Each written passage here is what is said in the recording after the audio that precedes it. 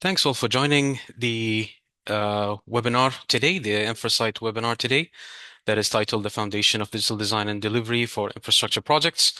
My name is Ammar Alkhatib. I am the Digital Advisory Director for CPCS, and I'll be your presenter for today. So without further ado, let's kick off. To tell you a little bit about myself, I am a civil engineer by trade, and I have my bachelor's and master's degrees from Dalhousie University in Halifax. I started off my career doing road design, then I jumped into land development, then rail and transit, and now I found a home in digital design and delivery. So I wouldn't say that I've seen it all, but I've seen a lot of it. I'm also a registered professional engineer with Nova Scotia and with Ontario. A couple of fun facts about myself. I am a certified beginner coffee taster and barista from the Specialty Coffee Association. And I do hold a degree in grade 4 drums and percussions certificate from the Trinity College London. So if you're interested in opening up a coffee shop or want to start a band, please hit me up after the presentation. To start off some of the contents that we will be discussing today in the session. So first off, we'll be setting up the background on BIM and 3D models and digital twins just to get a common understanding of these terms that are used in the industry. Second things, we'll be discussing some of the challenges that we face in optimizing these tools and getting the most out of the digital design and delivery. And then we'll be discussing how we can address these challenges. And then we'll go into what if scenarios, what will happen if we do adopt them, what will happen if we don't adopt them. And lastly, we'll go into how CPCS can help you adopt these tools. So to start off, again, the background on BIM and digital twins and 3D models. So we've all heard the word BIM. That abbreviation, we've heard it a lot. What does that abbreviation mean? What does that abbreviation has?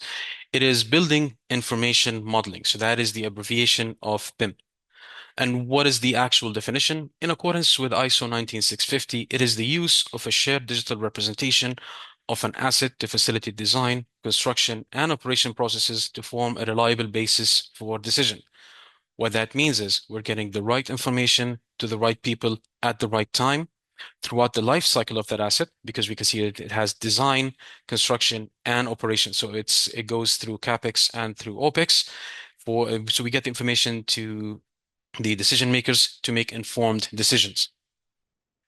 Now that we know what is BIM, what are some of the main components of BIM? And we can see that BIM is not just a 3D model. I know that that is the biggest misconception in BIM, is that BIM is just a 3D model, which it isn't really just a 3D model, but it is a component. So you can see that we got the 3D modeling, which is a 3D representation of the asset. And we got the common data environment, or the CDE, which is usually a cloud-based environment where all the files on the projects are being housed. And that is being controlled by access groups. Not all people can see all information. Not all people can access or read write information. It's according to access groups so that you can protect the data that you have. And then you get information management, which is the major topic for our presentation today. You got your codes and standards. And as we saw there, we got the ISO 19650. That is the international standard that is being adopted and followed for BIM processes. We got the digital twin, which is the widely used term at the moment. And I think we're going to be making that distinction between 3D modeling and digital twins. We got the federated models, which is a clash-free model of your design so that you don't face these clashes when you go to site. So before you go to site, before you start construction, you got a clash-free model and you are fully aware of the design being built digitally before it is being built physically. And you can go up to 7D modeling. I know most of us have heard of only 3D models, but we go up to 7D, and we'll explain that in a second. And you got your parametric design, where when you design your asset digitally, you can link items so that when one item changes, as an example, if you got the structural engineers, they change one item and you set your parameters for that item, the rest of the items change along with it. Now, obviously, we need to check it after that, but you don't have to send that design for changes for the mechanical, electrical, architectural. The design changes parametrically. And we got the data exchange. Is that how the data is being exchanged with the rest of the stakeholders, whether it is internal or external? And all of these items, we can see that there's a lot of items in BIM. It's not just a 3D model alone. All of these items, if you set them up correctly, they will help you set up your asset management phase. So again, the misconception is that BIM is just for construction and design, but it can also be used for your asset management phase, for your operation and maintenance. And that is a huge thing that people often miss. So one thing that I've seen a colleague do in one of his presentation, and I really loved it, and I had to put it in here because I think it sends a powerful message. Now that we know the definition of BIM and the abbreviation of BIM, which word do we think is the most important one? Is it building? Is it information? Or is it modeling? So to say that in a way, I know that we can't really be interactive here, but the most important thing in BIM is the information. Information is the thing that is the most important for BIM for success. Now that we know that, what can this information help us with? So let's go into the 3D models. So you got a 3D model, which is a three-dimensional representation of that asset. How much information can you put into that model? So if you put in time into that model, so you can take your P6 schedule for each and every element, and then you can get your 4D model. So that is by adding the construction schedule to the asset representation. So as an example, you can see your asset being constructed uh, digitally before it is being constructed physically in the real world. So as an example, you can see your slabs. You can put your slabs are going to be set up first, and then you're going to get your columns, and then you're going to get your roof. So that sets up your construction sequencing and your constructability. What more information we can add? We can add quantities. That gives you your 5D model. So that is adding the costs of the asset representation. So this will help you get your quantities of each and every element in your 3D model. So as an example, if we have an asset that will take, I'm just going to use this as an example. If we know that an asset will take around 100 tons of concrete, and we've put in 50 tons of concrete as an example, we know that that asset is 50% completed. So that will help us, again, as a client or as an asset owner, track your progress during construction. And if we add sustainability to it, you can get your 6D model. So that is adding the energy analysis data into the model. So that will help you with your lead design, or with your lead certification. You know how that asset is being managed from an energy perspective. So you know exactly how much is that asset energy efficient, do you need to optimize it, and so on. And last thing is the facilities management. That will give us the 7D model. So that will give you the asset operational information into that asset. So as an example, you got an asset, you know when it is being installed, when it needs to be maintained, how it is being maintained, who is the operator, who's the supplier of that specific item. So that will help you reach your asset management phase. So we can see that there's a lot of information that can be put into a 3D model, and that will give us all the way up to a 7D model. Now that we know that there's so many things in BIM, what does BIM do to us? How does BIM help us? Patrick McLeamy is a very famous architect who created the McLeamy effort curve back in 2004. He wanted to show how the traditional design processes and the preferred BIM design process differ, and how does that help us. Now, this is a highly debatable curve. People debate the shapes of the curves, but I think the concept of it is still valid. Some people say that the shapes of the curves might differ from one project to the other, or from one aspect to the other, but the background of it and the concept of it is still valid. So number one, we can see here, this is the traditional design process. And we can see that over time, the effort increases, and then it flattens out again.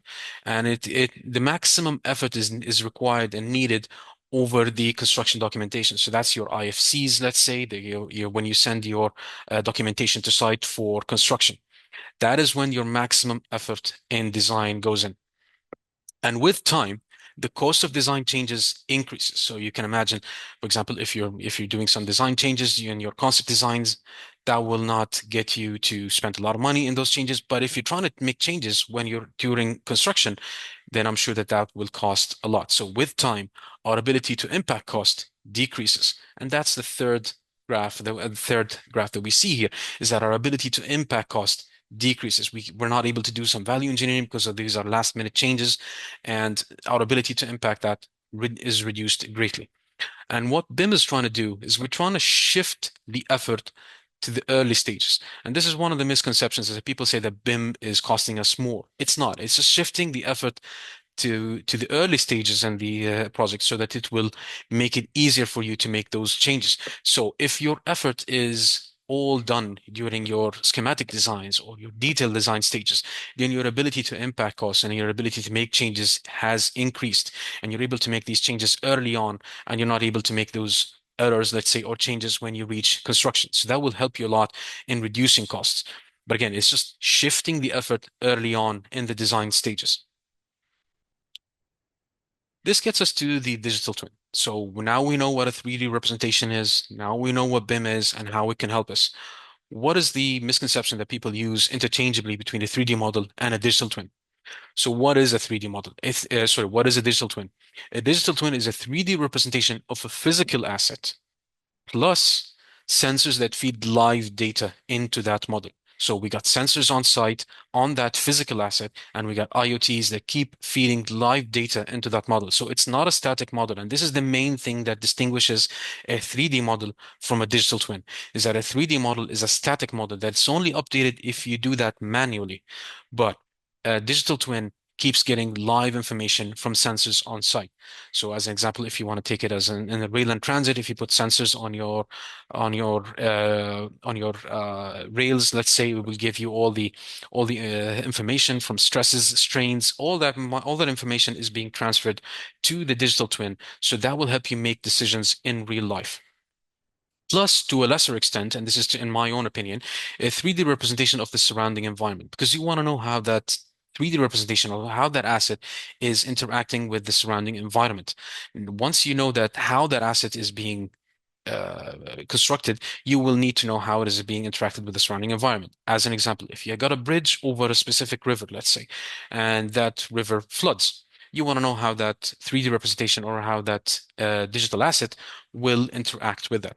Again, that is probably not within the digital twin, but in my opinion, that is a very powerful tool and a very powerful addition to a digital twin.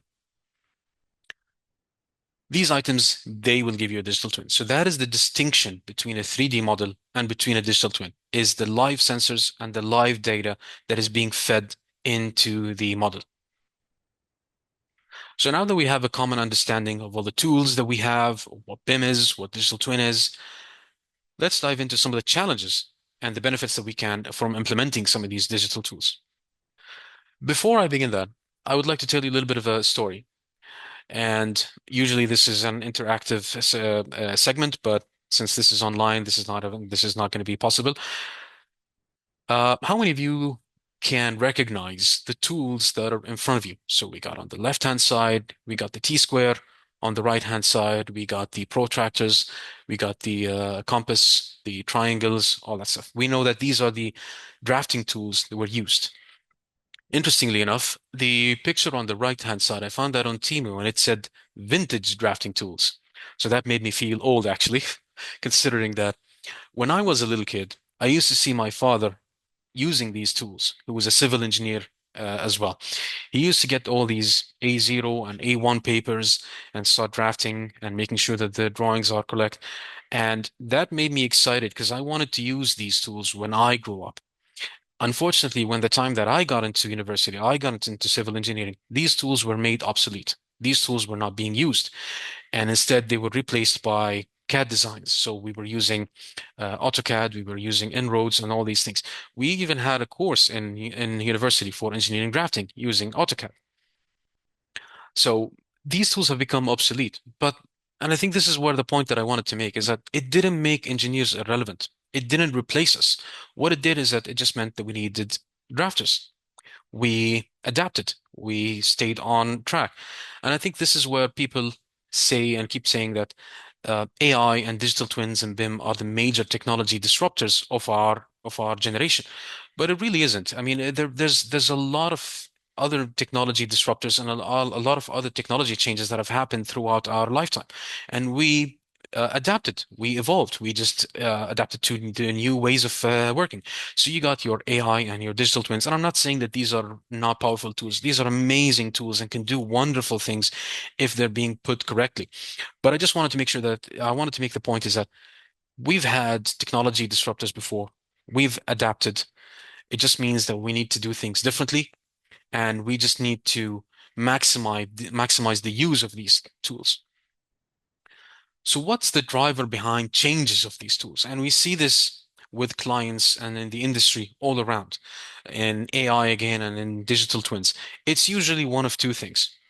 It's either excitement of a new tool. So you got a client that is being shown a new tool, and you get all the salespeople just showing the new tools and showcasing what they can do.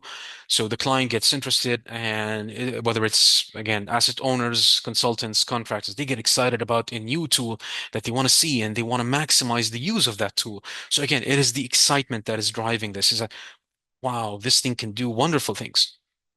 And on the other side, or on the flip side, it's the fear of missing out. Again, if you see a competitor that is using that tool and your fear is that, oh, I have a competitor that's using that tool and they're reaping benefits. What if I'm missing out? I need to use that tool.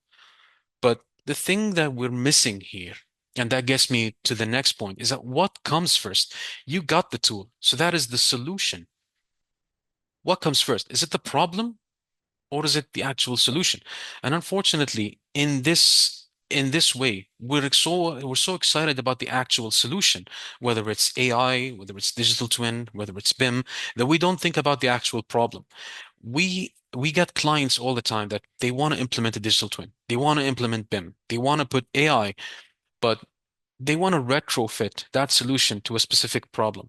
Otherwise, it should be that you have a problem and you go to the solution to make it work. So that's when the disconnect happens, is that you're trying to retrofit a solution to a problem that doesn't really exist, or a problem that you have, but that's not the right solution to it. So this is where the distinction is. I wanted to make this very clear, is that we need to think about the problem first and not the actual solution. So we need to set clear objectives. So as a client, you need to set, or as an asset owner, we need to set clear objectives and understand the owner's objectives of how they want to implement these tools, or what is the objectives of generating data. Information, again, we made it a point that information is the most important thing within them. But a lot of times we see ourselves just collecting information and processing information just for the sake of having it. Just because we have information, we just process it over and over and over again. And this unfortunately gets us to the point of, like, we've seen this a number of times. We have information, we get excited and we say, let's create a dashboard to analyze all of this information. We have multiple dashboards that are not being used. As soon as you get that dashboard is completed, you probably use it once or twice, but then it's being put on the shelf because you just processed information for the sake of having it. Because you have information, you don't really know what you want to do with it. You just process it without having an end goal in mind. And again, some of the BIM failures that we see is not software related. It's not tools related. It's usually governance failures or unclear responsibilities, weak collaboration. And this is where information management comes into play. And this is the point that I wanted to make up throughout. If there's one thing that you want to take in this presentation, is the importance of information management as a foundation to all of your digital design and delivery. So now that we know some of these challenges, how can we address them? How can these challenges be addressed? Now we've mentioned information management, but what is information management? It is a set of processes and procedures. So again, it's not a 3D model, it's not a fancy tool, it's processes and procedures defining how project information is collected, stored, and managed inside a common data environment, which is the cloud-based environment that we talked about previously, throughout the whole life cycle of an asset. So again, it goes from your CapEx into your OpEx. So from your design, construction, and into your operation and maintenance. And this information needs to be accessible to all stakeholders for decision making. So again, it's getting same. We can see the same thing being over and over again, is that we're getting the right information to the right people at the right time to make informed decisions. And this is the most important thing that we need to do. So how can we set up information management? What is the key here? First thing, so I thought about this and I thought about putting these into buckets. First of all, as an enterprise or as an organization, you need to set up your foundation or your enterprise level. You need to think as an enterprise. Why are you collecting information? And I'm going to be using Metrolinx here as an example. So Metrolinx is a local authority for rail and transit in Ontario. And many of you who are familiar with it or have been in a Metrolinx office, there's the Metrolinx wheel that tells all the mission and vision, let's say, of Metrolinx. So you got some of these items are going to be informed stakeholders or engaged stakeholders, safety of our clients and employees, and satisfied customers, and so on. So this is why you're collecting information to make to make your clients satisfied, to engage stakeholders, to be able to increase safety for your clients and for your employees, for future to make sure that you can detail and design and engage with future projects. So this is why you're collecting information as a foundation, as an enterprise. This is what you need to do. And the second bucket will be at your portfolio level, is at your program-wide level. So now, yeah, that you've mentioned as you've set up as a foundation, why are you collecting the information as a program? So every organization has multiple programs. Then you jump into your program-wide level. So why are you collecting this information? The third thing is as a project, why are you still, how is that information being processed? You need to set up the standards for that information that is being collected, being shared, and being used as a project level. So this gets the organization all the way from the top as an enterprise program all the way to a project level. And finally, you got your operational and your asset management level. So this is how you're managing your assets, how you're operating them, how you're maintaining them. But just because the asset management level or the operational level is the last one doesn't mean that it's the last one to be thought of or the last one to be considered. It is actually usually one of the first ones to be considered. You need to start with the end in mind. Just because that this is the last bucket in the operation phase, because you get your design, construction, and then your asset management level. This is often missed or thought about the least or the last. But that doesn't mean that. You need to understand how you're going to be operating and maintaining your assets to know how you're going to be exchanging your information, how you're going to be setting up your information. That's the most important thing. Is that that's just because it's at the end doesn't mean that it's the least important. It should actually be sought with the end in mind. So let's look at some of the codes and standards. Now that we've mentioned that we need codes and standards, what are the information that we need to rely on? So as an industry standard, we can get the ISO 19650 standard, which is an international standard for BIM that is being adopted worldwide. And you got your 19650-1 all the way to 19650-2, and they deal with the exchange of information, they deal with the asset information on asset management standards, they deal with the security protocols and the cyber security data. So everything is covered there, and that is an international standard, which is often heavily referenced and heavily used in our industry. Then you get your organizational standards. So as an organization, let's say you're an asset owner or a client, you need to set up how you want to receive this information or how the information that you want to get from your consultants or from your contractors. That is the CAD/BIM standards as an example. You got your asset information standards and plans and procedures. Lastly, that's your project specifications. So that contains your exchange information requirements, your asset information requirements. So those are the EIR and AIR. And you got your project templates. You got your master information delivery plan, which is basically a list of what information you're getting at what time by who. So that sets up the whole delivery of the project throughout the whole life cycle so that you know exactly what are you receiving at what time, in what format, so you can set up yourself for reviews and you know what you're getting at what time. And then you're going to get your project information standards, file naming, and taxonomy. So those are some of the documents that we're going to be looking into in a bit. Going back into the foundational or enterprise level, again, we discussed the organizational information requirements. So that is a very important document that you need to produce early on in the project level or in the foundational level when you set up an organization, is that define the information strategy or what an information needs from its asset. What are you trying to collect? Why are you processing this information? What are you trying to get out of it? And this helps us getting consistent information delivery across CapEx and the OpEx. So again, this as an organization helps you set up the standards on what you're trying to achieve. Then gets us to the organizational BIM standards. So these are defined the technology standards that are being used across the organization. So as an example, what is the CDE that is being used, or what's the common data environment? Do you want to use Bentley ProjectWise, or you want to use Autodesk Construction Cloud, or do you want to use ASite? Do you want to use Aconex? There's a number of softwares that you want to use. Do you want to use Revit, or do you want to use En-ROADS? Do you want to use whatever it is that you want to use, but you want to set those up that these are the technology that we want to use. And then you can define your BIM uses to align with your organizational vision. So again, what are the uses? Because there's multiple uses that you can see from BIM. It's not just that you want to use BIM, you need to specify what you want to use BIM for. Do you want to reduce costs by getting all the quantities accurate? Do you want to reduce risks by getting your 4D modeling?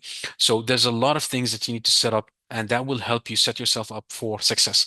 Then you can get your CAD and BIM manuals. These are some of the external facing documents that this will give guidance to the consultants and the contractors how to produce the data and how the data that is being exchanged with the client needs to be. And then you can get your organizational BIM manuals, which are again internal. So that's how you want your own employees within the organization to interact with the documents and with the information, with the data that that you're receiving. So as an example, if you get a 3D model, how are they going to be reviewing it? How are they going to be accepting it? Are they going to be rejecting it? What are they going to be reviewing with it? And this helps them in the training requirements and maturity goals.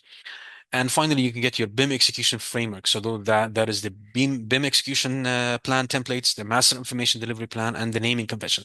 So your BIM execution plan, there's a pre-contract and there's a post-contract BIM execution plan. Think about it as your respond to your RFP. So within the RFP, you got your requirements for BIM.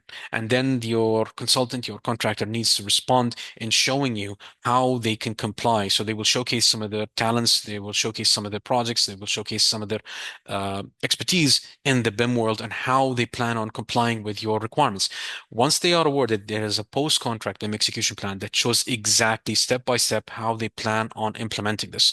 So again, you got a post-contract and a pre-contract. Each one has a uh, different use case. And then you're going to get your naming conventions, which again is how you're going to be naming all of your files and how you're going to be setting your revisions. So think about it. If you can get files from different contractors, different consultants, each one is naming their files differently, then this will be very hard for you to find all the files in the right information at the right time, because you need to, if your files are being named in a similar fashion across all projects, across all of the organization, this will make life a lot easier for you. And again, this is in no means an exhaustive list, but this is a start for the enterprise. Jumping into the program-wide level, you can get your program BIM strategy. So this needs to align with the BIM use across the program and across the organization. But this is the strategy as a program. So think about it as again, I'm going to be using some of the Metrolinx examples because I'm currently engaging with Metrolinx as a client. You can get your Ontario line. So that's your program. Or let's say, like, for example, the rail and rapid transit, that would be your program. The Ontario line, that's your project. So as a program for rapid transit, you want to see what is your uh, BIM uses across that specific program. And then you can get your digital delivery management plans. Those are your information management plan. And again, this is in no means an exhaustive list, but then you can get your GIS management plan, BIM management plan, document management plan, digital twin management plans, all of the tools that you're going to be using, how you're going to be managing them. And that includes, again, the 4D, 5D. You can go up to 7D if you want. But again, you need to know how you're managing all these tools in the right time. Lastly, you can get the project and the construction level. So now that we know that the OIR sets up the organization as this is as an organization, this is what we want to do. We need to create the asset information requirements. So again, as we said, you need to think with the end in mind. Now, once you realize as an organization, why are you collecting the information? Next step would be is how are you going to be managing that asset? How are you going to be operating that asset? So this specifies the required asset, their management, and the maintenance procedures. So that tells you how the information that you're going to be collecting will help you set that up. This in turn informs the exchange information requirements. So now that you know what is the information that you need to help you with operation and maintenance of that asset, you need to know how you're going to be receiving that information, or you can dictate how you're going to be receiving that information. So this is how to transfer information in what format, establishing a clear understanding among all stakeholders. So again, that's your naming convention, your file extensions, because you don't want to get different file extensions from different contractors, from different consultants. You need to set up a standard as how the information is being exchanged between stakeholders. And then you can get project specific management plans. Again, if there's anything specific that you want to change or something specific that you want to highlight in your project, you can do that at this stage. And then you can get your BIM procedures. So those are the detailed implementation guidelines. Think about it in a way of And again, I'm going to use this as an example, probably not to this level of detail, but this will go in as open Revit, open this file, save file in this format, name the file in this sense. So this is the step-by-step procedure of how to implement the requirements of that client. Lastly, you got your operation and the asset management. And again, as I said, this is not the last step. This is probably the step that informs most of the steps before it. But in the operational phase that comes in last, you need to set up your asset hierarchy structures. So that's your location breakdown structures, your product breakdown structures. And as an asset, how are you breaking down your assets in terms of a product. So you can go from all the way from a high level of that product to a very specific. So that's how you break it down. And is similarly from a location breakdown structure. So you can break it, for example, as in station number one, station number two, station number three. And then when you go into the stations, this is room number one, room number two, room number three, and so on. So that's how you set this up. And you can need to set up how is the information being collected? So once you get all the information from your consultants, from your contractors, how are you collecting that information? In which forms, in which format? So those are usually the formats that will be used in the operation and maintenance phase. You can get your asset classification, your tagging strategy, again, because you need to tag each and every asset to be able to maintain it, keep track of it, and operate it. You need your numbering strategy and your maintenance strategies. How you're going to be maintaining it, at what time, and at what position. So all of these things that you need to set up for your um, information management. Again, this is all documents, procedures, processes that you need to set up to set yourself up for success. Once all of these processes and procedures are set up, the sky is the absolute limit. Literally, you can implement whatever tool that you want because you have a solid foundation base. Your information management is set up. Your information is being stored safely into a common data environment. It can be used, it can be accessed quickly. You know everything. This is the foundation, and this is the most important thing. Afterwards, all tools and all softwares, they can all be used at your will. So let's go into a what if scenario. What if we don't really implement information management? So what will happen? There will be lost opportunities due to lack of consistency with potential multiple pilots. Because if you want to implement a tool, let's say, and you go with a pilot, and if you roll a tool out, you can get like there's more than one way to skin a cat. So you can get multiple contractors giving you that information in different formats and different file namings, and you'll see yourself not able to put all of this information together. So think about it as pieces of Legos, as an example. If you got one piece of Lego and one piece of a mega block, they won't fit in together.